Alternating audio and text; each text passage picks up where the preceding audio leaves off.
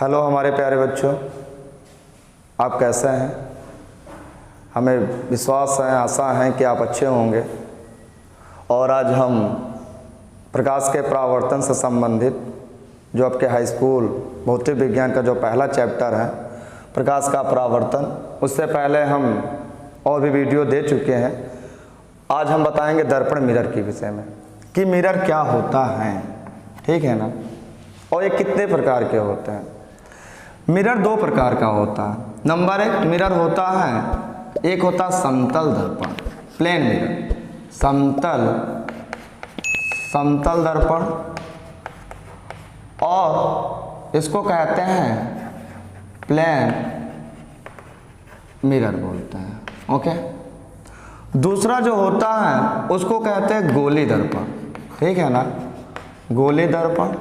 और ये जो होता है इसको कहते हैं spherical mirror. Okay.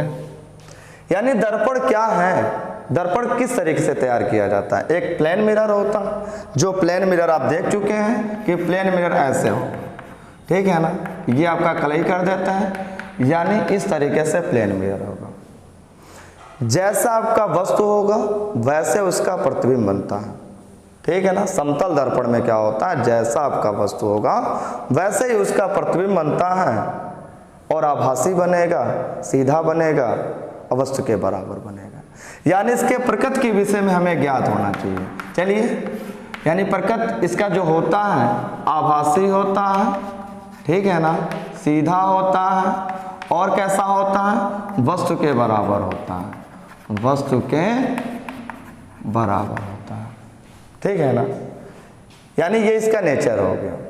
Next point हम बात करेंगे, हम ज़्यादा इस पे डिस्कस ना करके हम इस पे डिस्कस करेंगे, गोली दर्पण के बारे में बात करेंगे, स्फेरिकल के विषय में बात करेंगे, जो हर साल इससे पूछा जाता है क्वेश्चन कि गोली दर्पण क्या होता है।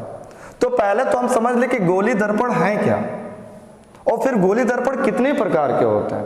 तो सबसे पहले गोली दर्पण की हम बात करेंगे।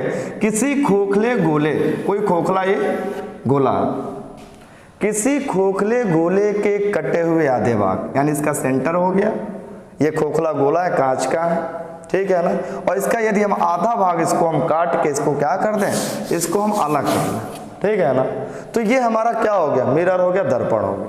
अभी हमको ये नहीं मालूम है कि ये दर्पण है कौन सा, अभी तो केवल ये मालूम है कि दर्पण है, वो प्लेन यानी समतल दर्पण हो गया, और ये स्फेरिकल दर्पण है, मिरर है, गोली दर्पण है। ओके, अभी केवल ये दर्पण ही, ठीक है ना। लेकिन अब बात हम करेंगे नेक्स्ट कि गोली दर्पण होता कितने प्रकार का है। तो गोली दर्पण पहला जो होता है वो होता है अवतल दर्पण। क्या होता है, अवतल दर्पण। अवतल दर्पण को क्या बोलते हैं, कनकेव मिरर बोलते हैं, ठीक है ना। और एक होता है उत्तल दर्पण। उत्तल दर्पण को कहते हैं कन्वेक्स मिरर बोलते हैं, ठीक है ना। यानी ये हमारा अवतल हो गया और ये हमारा उत्तल हो गया। यानी उत्तल अवतल बनेगा कैसे, आपने गोली दर्पण के विषय में पढ़ लिया कि किसी खोखले गोले के कटे हुए आधे भाग को क्या बोलते हैं, गोली दर्पण या दर्पण बोलते हैं। ओके, यानी इसका यानी आधा कटा हुआ भाग है। यदि गोली दर्पण के जो आधा कटा हुआ भाग है, यदि इसके बाहर की तरफ पॉलिश कर दिया जाए, यानी बाहर की तरफ पॉलिश कर दिया जाए, तो ये हमारा हो जाएगा मिरर कौन सा, ये हो जाएगा अवतल दर्पण हो जाएगा। ओके। लेकिन यदि हम बात करेंगे कि यदि यही दर्पण अंदर की तरफ पॉलिश कर दिया जाए, तो ये हो जाएगा हमारा क्या, उत्तल दर्पण हो जाएगा, उत्तल दर्पण हो जाएगा। ये याद रखना है कि अवतल दर्पण में बाहर की तरफ, मतलब ये जो आपका होता है ये वाला, ये होता है परावर्तक तल होता है, ठीक है ना। और इसमें कौन होता है, इसमें ये होता है परावर्तक तल होता है। ओके, यानी इसमें परावर्तक तल दबा होता है, इसमें परावर्तक तल उभरा होता है। ठीक है ना। तो दर्पण क्या है, दर्पण कितने प्रकार के होते हैं? दो प्रकार के, समतल दर्पण और गोली दर्पण। गोली दर्पण कितने प्रकार का? अवतल और उत्तल।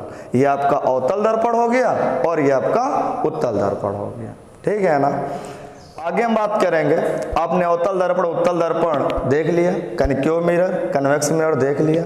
यदि आप इसका डिफिनेशन लिखना चाहते हैं तो आप कैसे लिखेंगे, किस तरीके से लिखेंगे?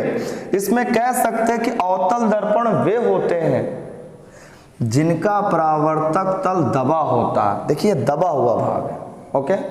यानी अवतल दर्पण वे होते हैं जिनका परावर्तक तल दबा होता है, क्या कहलाता है? अवतल दर्पण कहलाता है। लेकिन हम उत्तल दर्पण की बात करेंगे तो सेम डिफिनेशन, कोई अंतर नहीं, थोड़ा सा केवल आपको बदलना होगा शब्द। उत्तल दर्पण वे होते हैं जिनका परावर्तक तल उभरा होता है। उभरा मतलब ऊपर की तरफ उभरा हो, ठीक है ना। और ये क्या होता है? दबा होता है। बस इतना आपको अंतर कर देना है कि जिनका परावर्तक तल दबा होता है अवतल दर्पण, और जिनका परावर्तक तल उभरा होता है वो हमारा उत्तल दर्पण होता है। ठीक है ना।